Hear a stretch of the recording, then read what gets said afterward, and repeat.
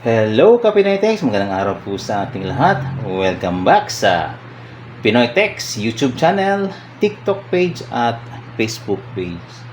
So ngayon po ang gagawin natin is magpapalit tayo ng maintenance cartridge nitong Canon G3420. Ayan, ito naman po yung maintenance cartridge niya na ang code ay MC-G02. Ayan. Ayan po.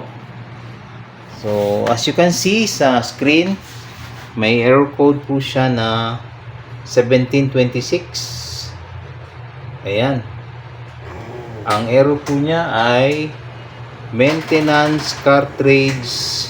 Ayan po. Maintenance cartridge is full. Ayan po.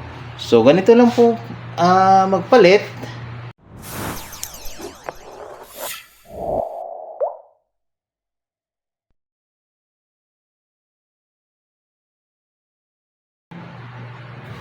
Yan, turn off muna natin. Dito sa likod yung lagayan ng maintenance cartridge. Ayan. So, pwede kayong gumamit ng coin. Pwede rin flat or Phillips screwdriver. So, try lang natin sa coins. Ayan. Coins. So, madali lang naman itong tanggalin. Ayan. So, ito, tanggal na po. Ayan. Ito naman yung cover.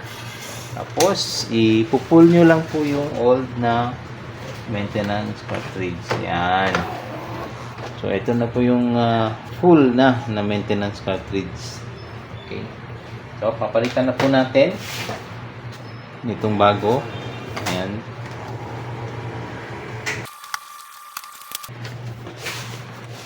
Ayan. So, ito na po yung bago.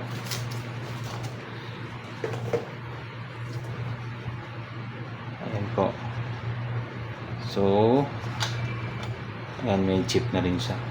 So, pagka-insert niyan, insert. Then, kabit yung cover.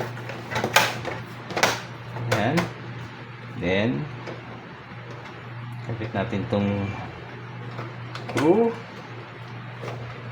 So, ito naman ang gagamitin ko. Flat. Tapos, turn on natin. Tingnan natin yung result.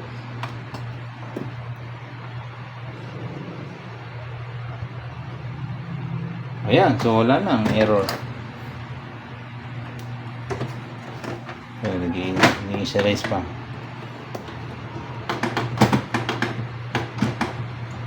Ayan, so ready na. Ayan, ngayon test print tayo. Tingnan natin kung anong result. Kasi before to nagkaroon ng 1726 na error o yung maintenance cartridge full, meron siyang error 5200 na problema. So, ang ina-advise base dun sa error is mag-head cleaning. Kasi napansin natin nag-ink backflow or nag-empty yung hose dito. Na-try muna natin okay lang natin to. Ayan. So, hintayin natin matapos mag-initialize. Ayan. So, mag-test print tayo or nozzle check. Dito lang sa tool. Sa set up, meron ditong maintenance. Okay. And then, nozzle check. Okay. Ayan. Tingnan natin.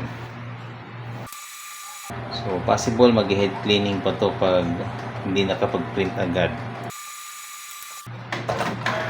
Ayun na nga, nag-head cleaning na nga siya. Habang nag-head cleaning guys, explain ko lang sa iyo ang based sa experience, lalo na yung old nito na Canon G2010, yung kasi nire-reset yung waste ink full. Ito kasi hindi nare-reset, kailangan palitan ng buo. Ngayon, by experience, pagka naka-tatlong ink flash ka doon sa Canon G2010, mag-error na siya ng waste ink pad full or waste ink absorber full. So, i-assume ko rin na itong model na to, pagka naka-tatlong ink flash ka, possible, magpapalit ka na nito dahil mapupuno na. Kasi kung titingnan mo yung pad ng 2010 at saka ito, halos the same lang. So, ito, may chip lang ito na pag kinabit mo, back to zero na. At no need na i-reset. Although, meron tayong nakikitang chip resetter online. Hindi ko pa naman siya na-try. At mas okay kasi yung palit na lang kaagad eh. Ayan. So, yun. Ang advice ko, pag nagkaroon ng printout problem yung printer nyo, like kulang ng color or black, and then nakapag-heat cleaning na kayo, or maski nag-ink backflow dyan, walang laman na ink yung hose, pwede kayo mag-ink flush isang beses lang. And then, after ng isang beses at nakita nyo na meron pa ring gaps doon sa printout, wag nyo na i-ink plus uli dahil malamang mapupuno yung waste nyan. Ayan. So, nakita natin kulang ng cyan. So, mag-head cleaning tayo nito. Deep cleaning. Okay. Ayan. So, ganun lang. Cleaning uli siya.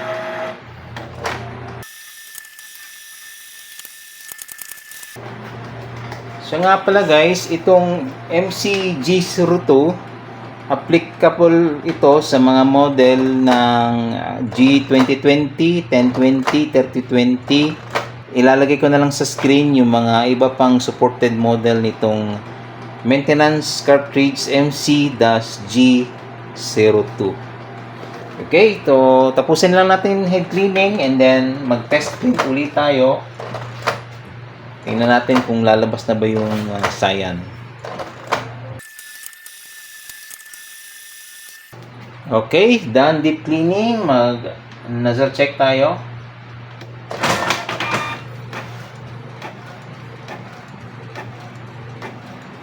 Hopefully, lumabas na yung cyan. So, nawala.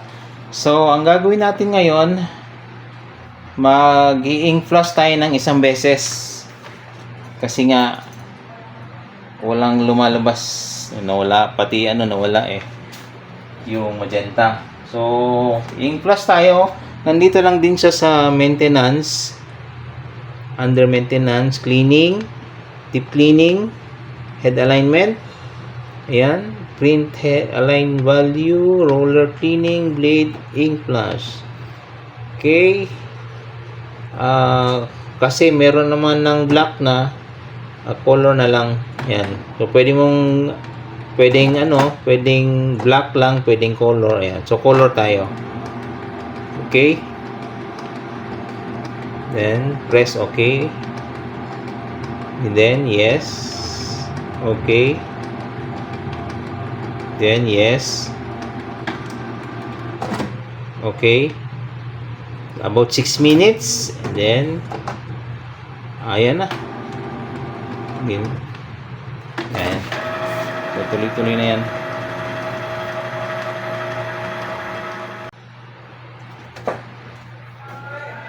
Okay. Medyo matagal-tagal talaga. Natapos ang ink flush. So, ngayon nozzle ulit tayo. Nozzle check. Okay. Okay, tingnan natin.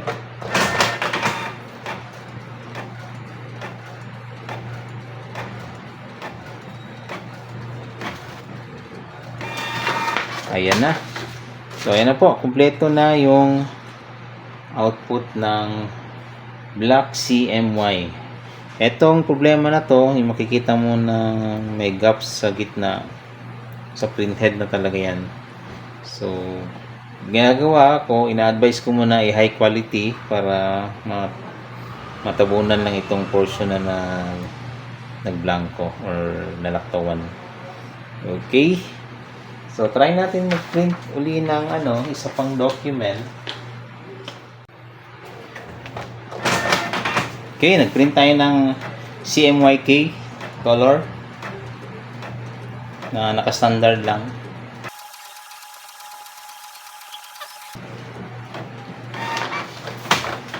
Ayan, so ito yung result ng black kapag standard. So, ngayon, try naman natin mag high setting. Ayan. Yun nga lang, medyo mabagal yung printing kasi 2 beses niya dadaanan yung isang line.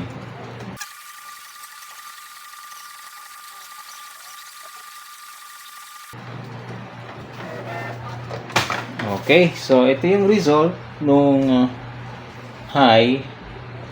Ayan, ito naman yung standard. So, nag-improve siya dito, although meron pa rin talagang markings na merong gap.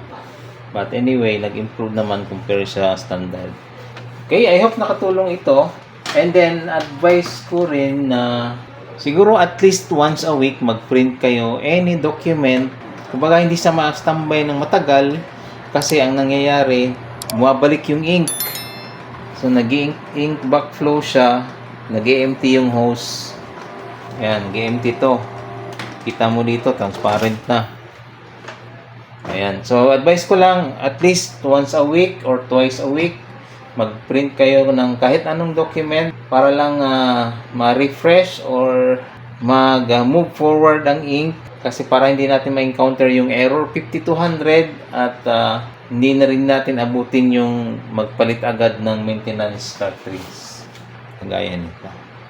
Okay, hanggang dito na lamang po muna. Maraming salamat po muli sa pagsubaybay po ng ating page at channel. See you soon! Only here on Pinoy Tech Channel. Bye-bye!